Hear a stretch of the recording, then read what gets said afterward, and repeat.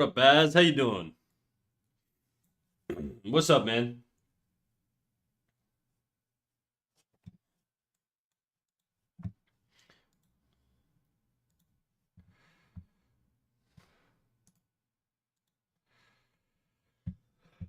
We're letting some ads run right now, and then I'll drop the Discord notification. I'm still a little sick. I think this cough's just gonna be lingering for a while, but that's life. What are you gonna do?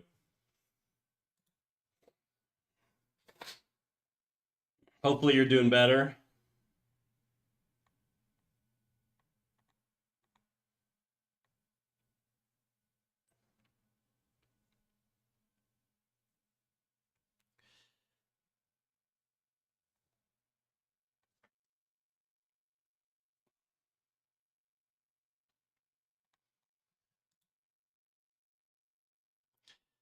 Hey, kitty, kitty. What up, big dog?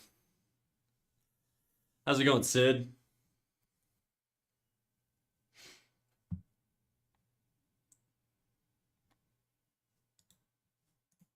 I like this pose. I'm stealing more art references.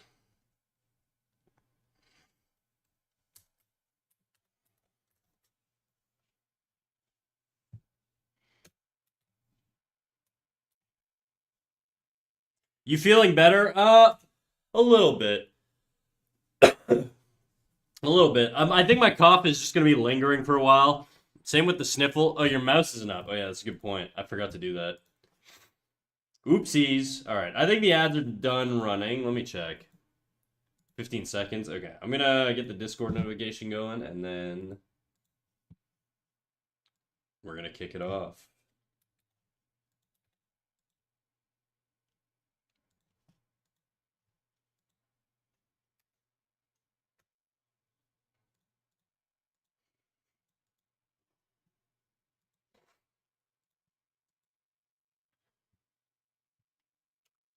He should be up soon.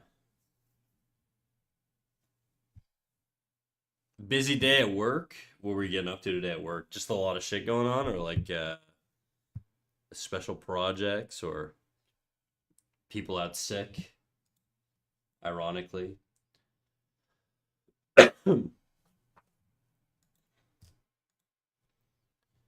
Nah, just normal shit. All right. Well, I guess that's not too bad. It could be worse, right? I'll put you here. Oops. I didn't mean to rotate that.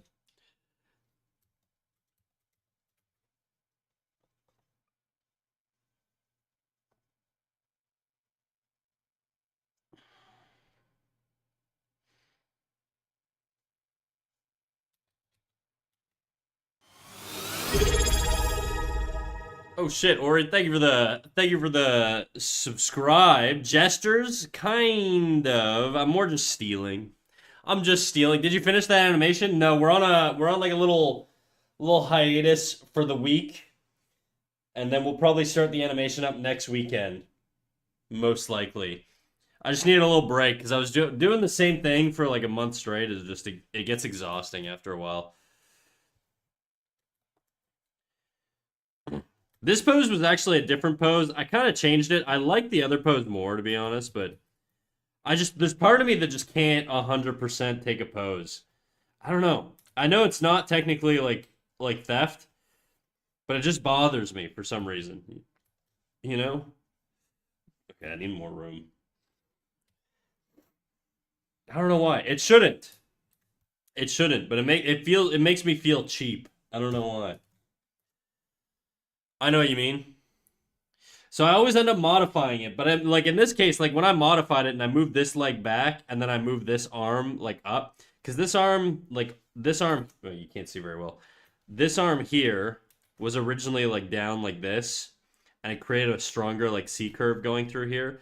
And then this leg was out like this, and it completed the C curve. So I think the pose before I made the modifications was better, but it's just one of those things. I don't know. You know what? I also think this leg should be probably tilted out a little bit if I'm gonna make this change. What layer is it on? This one? Okay.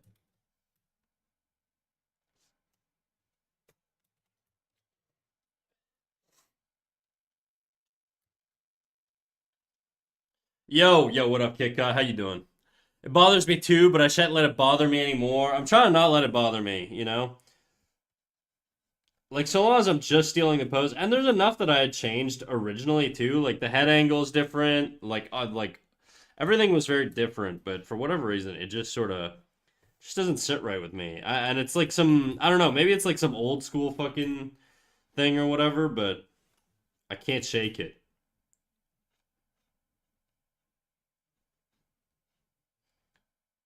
Makes me feel like less of an artist, even though it shouldn't, you know?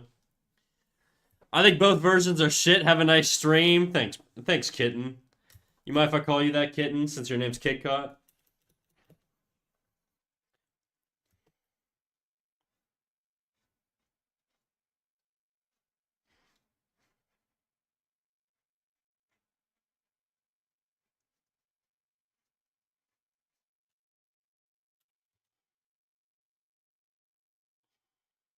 Can't really see the rest of her leg here. I'm gonna have to figure out where her knee is. It looks like it curves in like this, just based on the fabric. So we're gonna curve it in. Oh my god, I'm drawing on the wrong layer. Okay, whatever. It's fine. It's fine. Kitten's okay. That's good. How's it going, Jisha?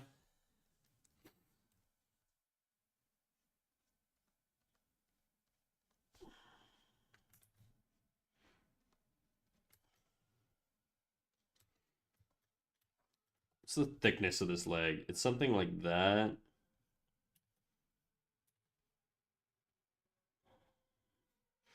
Probably like that, and then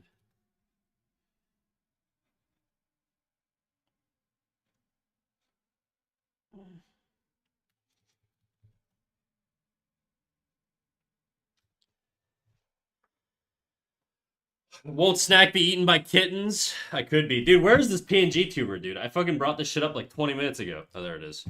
Why aren't you on the screen, bitch? Let's see. There it is.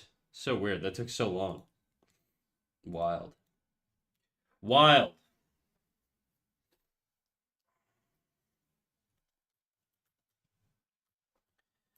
I don't like that.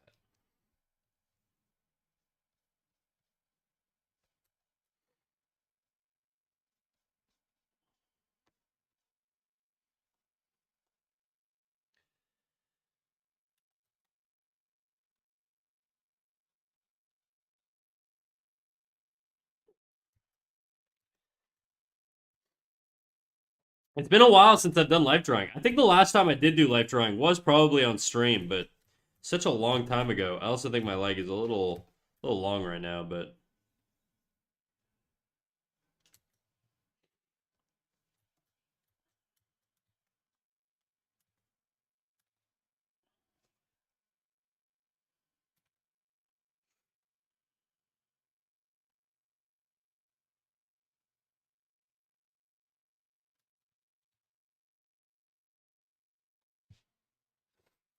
do you do time sketches for practice? I mean, I used to back when I like was when I first started out and when I went to art school, they made us do it like a lot.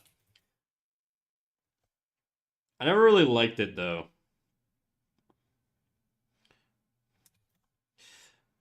I also found that I just don't think back when I was in college that I really knew how to learn properly, if that makes sense, you know?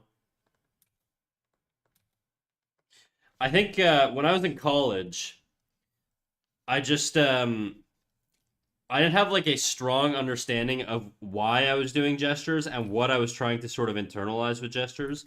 And I don't think the school did a good job of teaching me that, to be quite honest. So to me, it just felt like tedious boredom. I recognized that it was supposed to make me better, but I didn't really get why. And I get it now. And like the main reason. Jisha, hello, today on YouTube. Twitch isn't loading for some reason. I don't know. No worries, dude. I appreciate you anywhere you are, dog. But yeah, I think like the one thing with life drawing that's like invaluable that the schools just don't really teach you very well is that life drawing is there to capture shorthands for movement and poses, okay? And to understand the curves and the flows of things. It's not, the goal is not to just replicate what you see. It's to understand the sort of the simplifications of the things you see so that you can easily integrate them into more complex like patterns later on. That's sort of how I see it now. I'm sure there's a billion different things that you could pull from life drawing, right? It's not just that. But that's sort of how I see it now.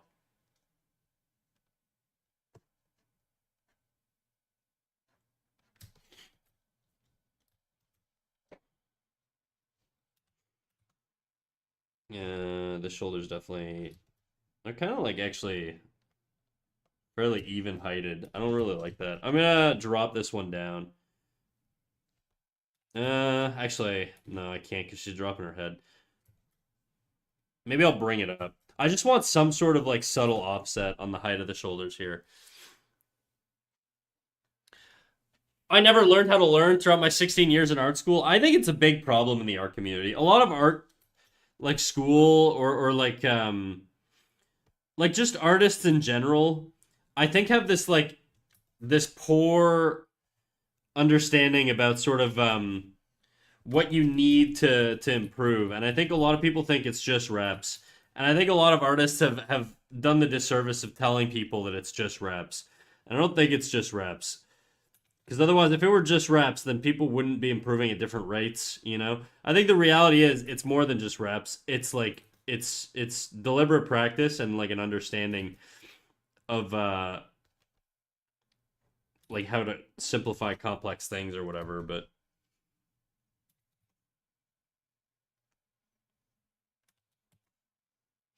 Yeti, how you doing? The goddess of positive affirmation. I don't think I've seen that one before. I mean, I probably have. I don't really pay attention too much these days. I've been very bad at acknowledging everybody's cocks and dick rolls and freaking gay levels and trans levels and all that stuff. We don't have trans levels, but all that stuff I haven't really acknowledged.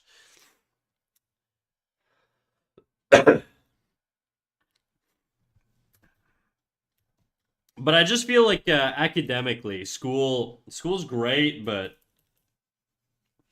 it could do. I'm not in art school, by the way. I know you have like a biochem degree or something like that going on, don't you? Or you work in some sort of lab. I assumed you weren't in university.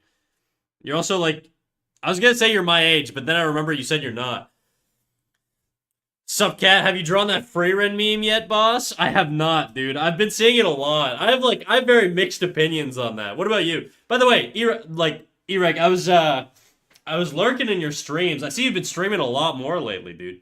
I've been seeing you pretty regularly. You doing a daily thing, huh? Also, do you always wear a suit or like a tie? You look like it's like a one. It's got you get the One Punch Man. Not One Punch Man. The fucking Chainsaw Man FBI agent look. I dig it, dude. It's sick.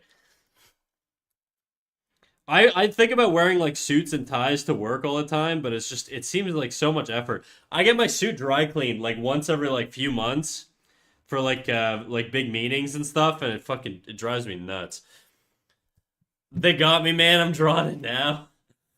Yeah, I think the one thing I'll say about like that whole movement is that you know, I think at first I wasn't sure if like the artist liked it or not, that everybody was just sort of fucking joshing on them. But but uh but they seem to be apparently fine with it. Allegedly. I've never actually seen them post directly to that sub. But I remember seeing it day one, dude. I saw that post like the minute it was posted. And my buddy, ironically, was drawing ahead at that exact angle. And I was gonna send it to him and be like, dude, just draw like this. And I didn't do that ultimately, but I could do the free run meme, I guess. What I don't even know. I'm actually that's probably one of my worst angles.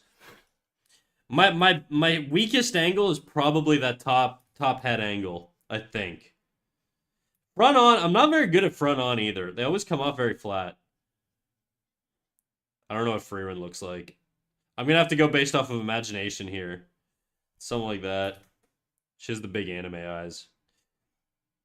And the nose.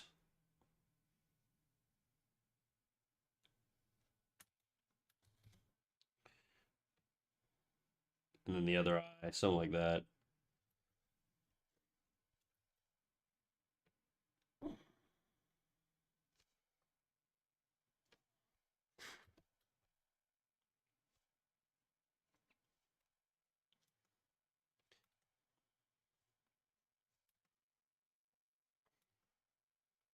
There you go. Freerin. She has like little hair tassels or whatever. Not tassels, but bangs.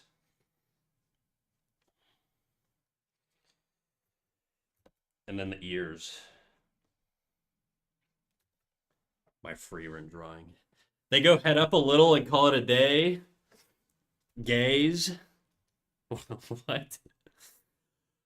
Most artists don't even try to go for the extreme angle. That's what pisses me off. Yeah, even this, I bet you if I posted on that sub, they'd be like, it's not extreme enough. They were going for a more extreme angle. Even do it more extreme would be like insane. At that point, it's just like you don't even really see the eye. You just kind of see like a semblance of an eye. Shisha on YouTube says in Belarusian universities they don't really teach you. They just tell you what to draw during the semester. And at the end of it, they give you critique. Yeah, it's the same here in Canada. Like I feel like art schools have a pretty large flaw when it comes to teaching. But this drawing that everyone's redrawing on Twitter, yeah, it came from a Reddit post. Oh, where would the nose be? It'd be something like this. I don't even think you'd see the.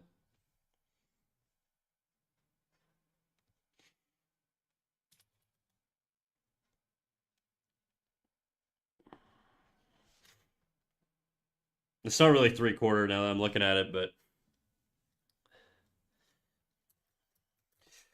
I think like the one thing I'll say is there are certain angles of the head, and maybe I don't know if you agree or disagree with this, E-Reg, but I feel like there are certain angles of the head where once you push too much, it just becomes unappealing. Obviously, this is a very quick sketch, but I think there are certain angles where it's just like, it's not even worth going to certain extremes unless you can really pull it off in like a very stylistic way. But I feel like, at a certain point, certain angles will lose their appeal.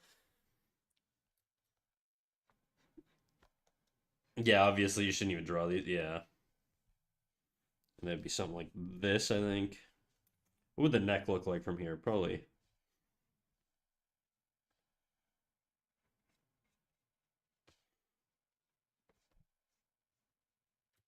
I don't know, dude. That is a weird angle. I feel like the chin would even like cover the mouth at this angle. I made the nose like way too big, but I gotta watch out or I'm gonna become the new meme, dude, if I fuck this up. But it's to flex on Twitter, so it's worth it. Okay, that was what I was gonna say. That's sort of my problem that I felt like I had with the whole trend. Because it just felt like an excuse for people to just sort of flex on shit. I really hate that. I gotta delete this. This is just the fucking cancer. It just felt like an excuse for people to sort of like flex on each other. And it was just like, look at how much better I could draw than this person. And it just sort of bugged me. I don't know. It bugged me for that reason. I don't care about it much anymore because it is literally just like a trend. But the first couple ones was just like, all right, guys, all right, we get it. You could do the head angle, kind of.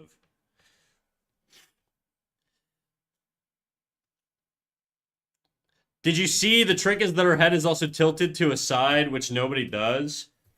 Was it? My here. Let me pull it up because my memory of it is that it's like an attempt at like a 3/4 looking up, like diagonal look. Freerin. I bet you if I just type Freerin meme, it'll pop up now. Yeah, there it is. There's this beauty. Okay, yeah, okay. I see. So there is like not only is there like a 3/4, there's also like a sort of like an x-axis like rotation. That is a fucking wild pose, dude. I don't even know like how I would do that.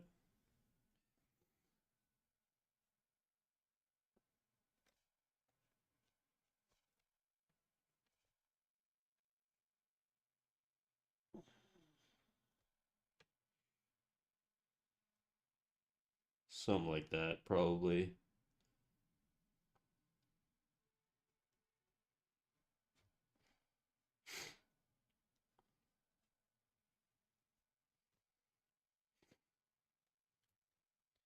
I don't know, dude. I'd have to tie it down, but that's probably what I would do.